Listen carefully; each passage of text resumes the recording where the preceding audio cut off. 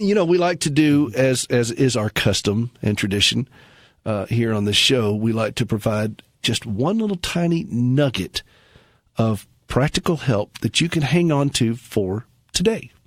And we call this the Caregiver Tip of the Day. And the Caregiver Tip of the Day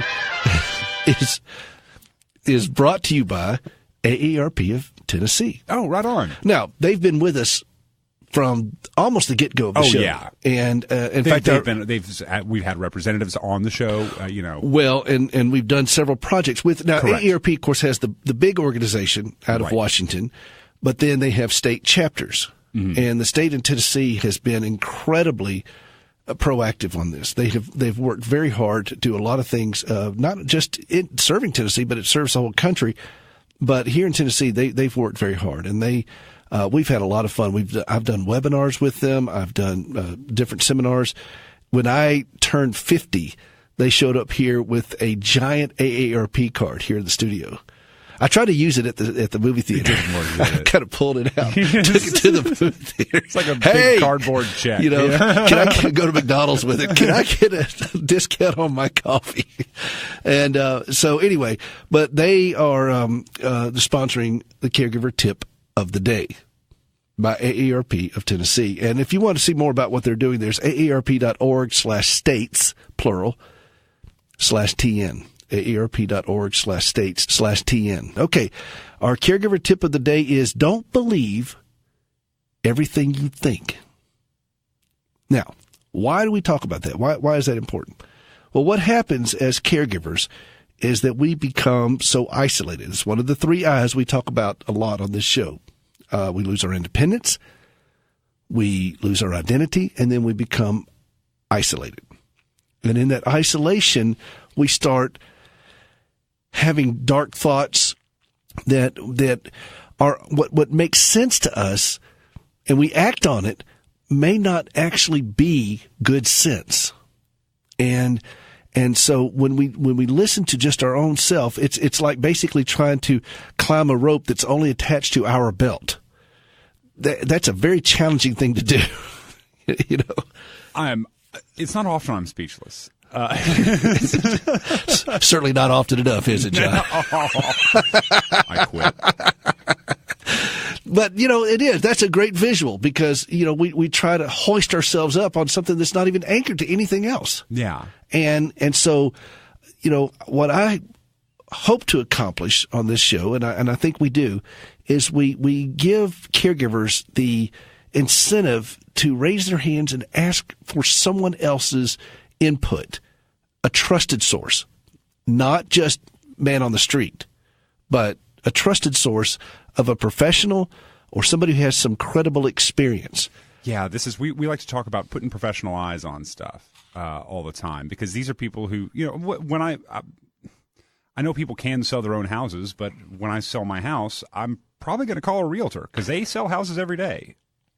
Yeah, and so you don't want to just try to somehow skate on this thing and think, well, okay, it makes sense to me. I don't trust myself. I really don't. And I've been doing this for 31 years, and I still don't trust myself. I have to have objective eyes and ears and hearts that engage with me on a regular basis just to kind of help me keep calibrated in space and time. I heard an interesting thing from a physician one time that was treating my wife. And for those of you who don't know my wife, Gracie, she has a lot of injuries from a horrible accident she had back in 83 when she was a freshman in college. She eventually lost both legs. And for a season there, she was suffering from some significant vertigo. They had to do a lot of back surgeries on her, and it kind of messed up a little bit of the equilibrium in her ears. But the surgeon told me something. He said, we are oriented in time and space by several things. One of those things is our legs, to keep us oriented in balance. And because her legs are gone, it's very easy for her to lose that sense of balance. I thought that was fascinating. Oh, yeah.